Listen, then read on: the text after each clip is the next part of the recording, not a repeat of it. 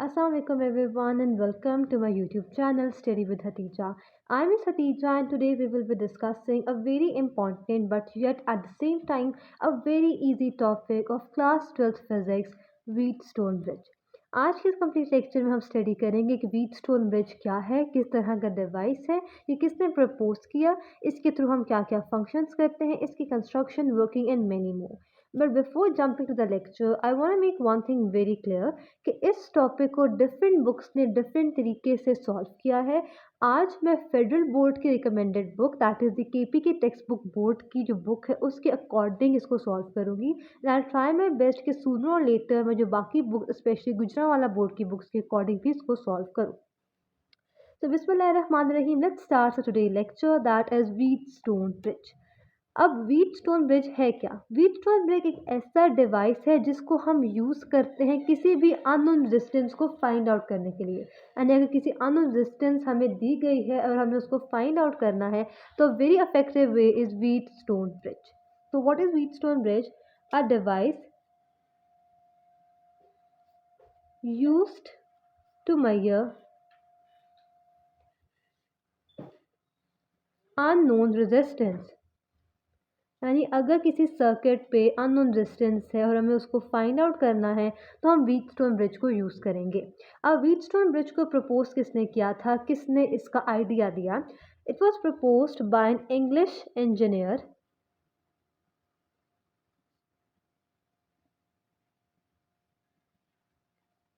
जिसका नाम था व्हीटस्टोन. और इन्हीं ग्रेट साइंटिस्ट और इंजीनियर के नाम पे हमने इस मशीन को व्हीटस्टोन का नाम दिया. Now comes the word bridge कि हम इसको ब्रिज क्यों कह रहे हैं. तो इस वर्ड की जो प्रॉपर्टी या फिर इसका रीज़न है वो मैं आगे जाकर कंस्ट्रक्शन में डिटेल से एक्सप्लेन करूँगी.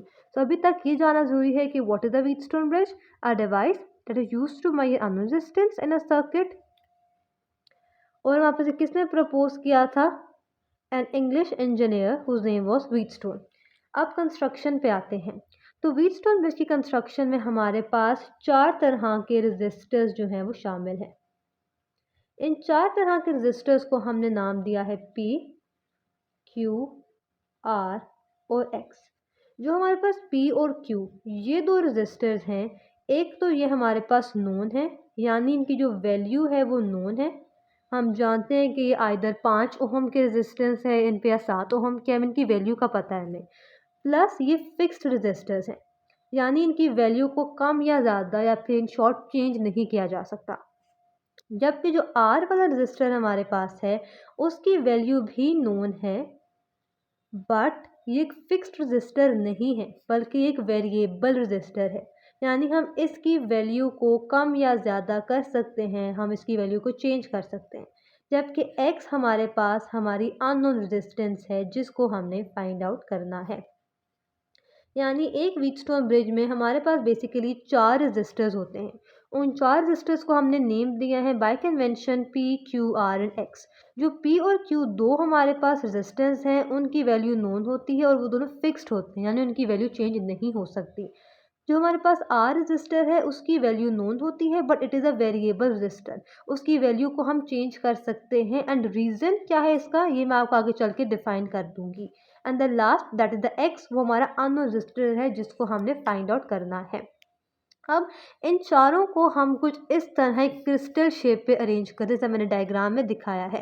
हमारे पास अपर हैंड पे P और Q आते हैं और लोअर पे हमारे पास R और X आता है.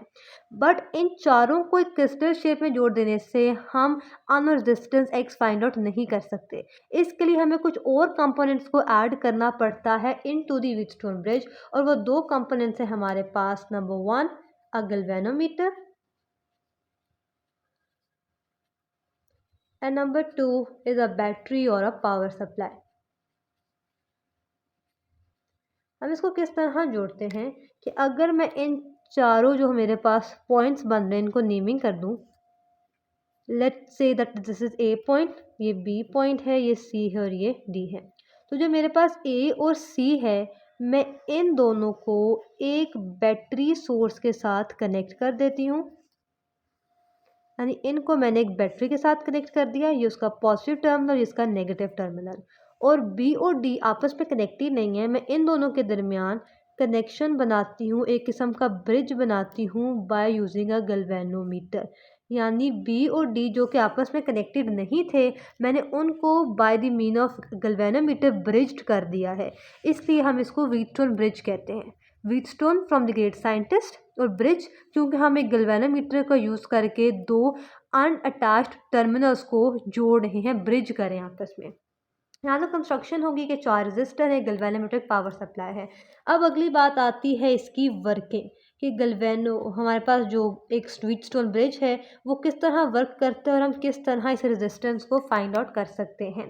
तो डियर स्टूडेंट्स, बाय कन्वेंशन हमारे पास होती है कि करंट पॉजिटिव टर्मिनल से फ्लो करती है, तो मेरे पास ये करंट की डायरेक्शन आई करंट है।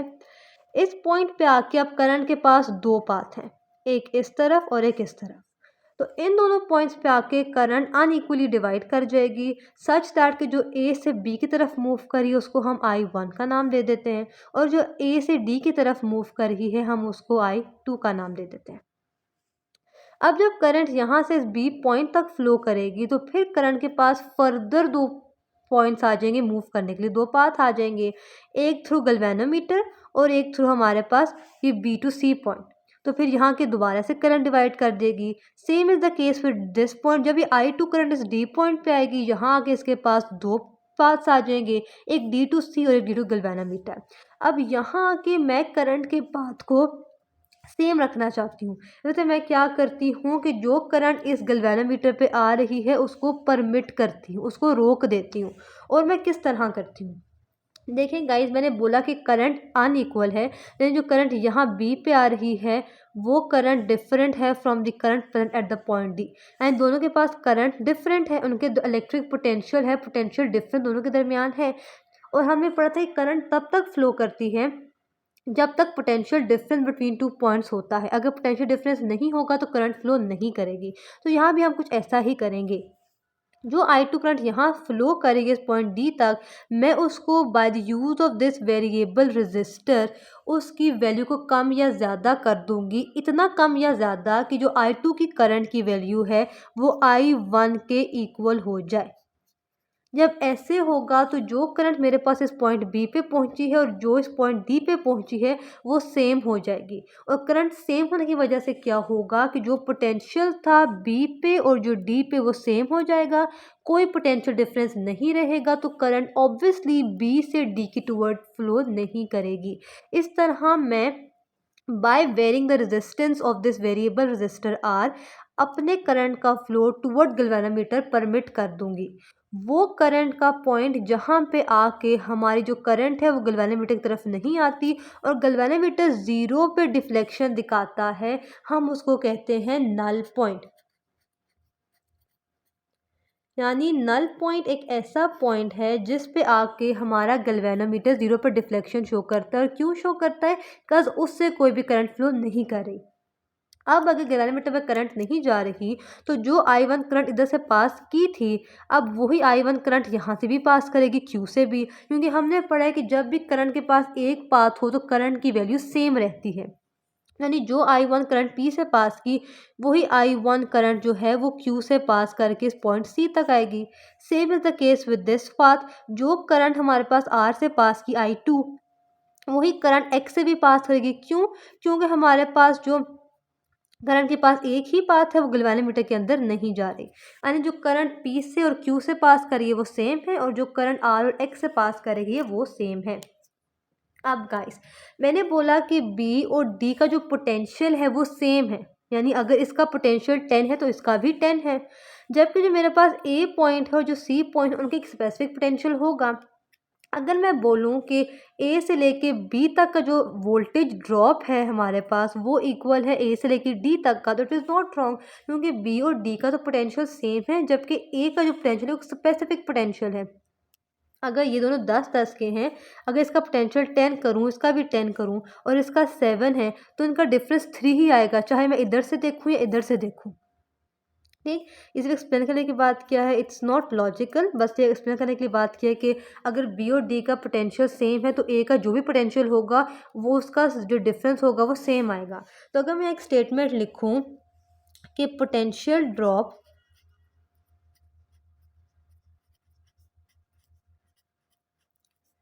across AB is equal to potential drop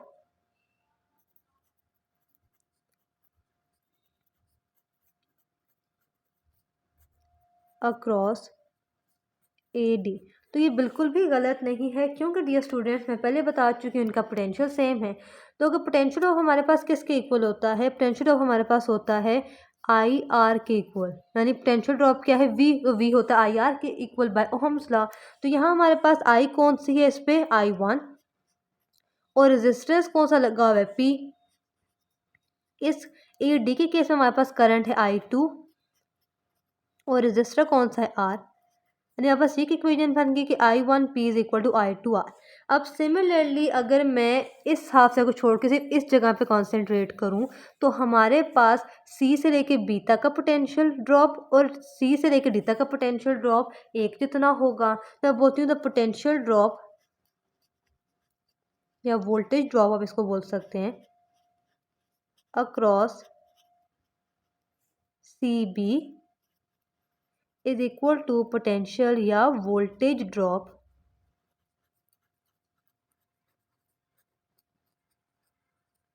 across CD।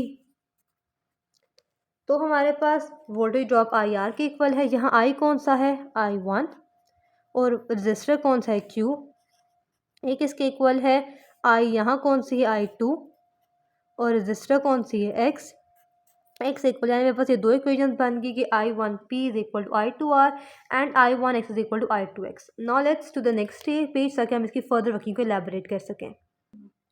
तो गाइस जैसा हमने पिछले पेजेस पे दो इक्वेशंस बनाई, मैं उनको यहाँ दोबारा से लिख लेती हूँ कि I1P is equal to I2R, equation 1 थी हमारे पास। दूसरी थी हमारे पास I1Q is equal to I2X, equation 2 थी। अब हमने एक सिंपल चीज़ करनी है, क्योंकि हमें इन चारों रेजिस्टेंस का रेशियो चाहिए ताकि एक साथ होंगे तो फिर हम वेरी करके एक रेजिस्टर को फाइंड करेंगे। तो लिखेंगे कि नाउ वी डिवाइड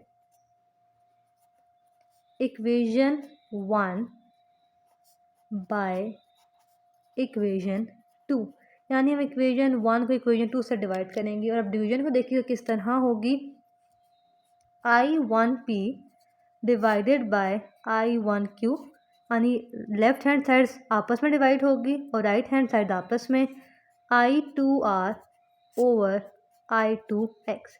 अब यहाँ देखा जाए तो इस साइड पे I1 टर्म सेम है, यहाँ I2 टर्म सेम है। तो हमारे पास जो एक फाइनल एक्सप्रेशन निकलता है वो है P over Q is equal to R over X। अब हमने कौन सी रेजिस्टेंस फाइंड आउट करी स्टूडेंट्स, X, तो हम उसको एक साइड पे अलग कर लेते हैं। So X is equal to R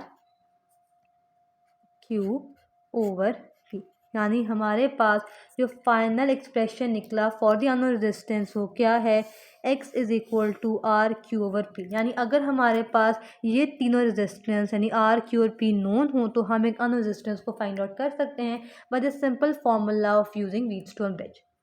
तो गाइज़ यहाँ आके हमारा आज का लेक्चर ख़त्म होता है। आज के पूरे लेक्चर में स्टडी किया कि व्हीटस्टोन ब्रिज क्या है, उसको किसने प्रपोज किया, उसकी वर्किंग क्या है और कंस्ट्रक्शन किस तरह की है, और किस तरह हम एक व्हीटस्टोन ब्रिज से किसी भी अननोन रेजिस्टेंस को फाइंड आउट कर सकते हैं। तो यहाँ के मेरा आज का लेक्चर खत्म होता है। आई होप आपके बहुत से डाउट क्लियर हुए होंगे। If still you are having any question the doubt, so feel free to contact me in the comment section below. इसके अलावा I'll be sharing my Instagram ID in the comment section and in the description box as always, so you could DM me on Instagram as well. And moreover, the most important thing of this video, that if you are new to my channel, so don't forget to hit that like icon and do subscribe to my channel for more informative videos like this. Tab tak ke liye best of luck for your future. Allah Hafiz, Allah Negeban.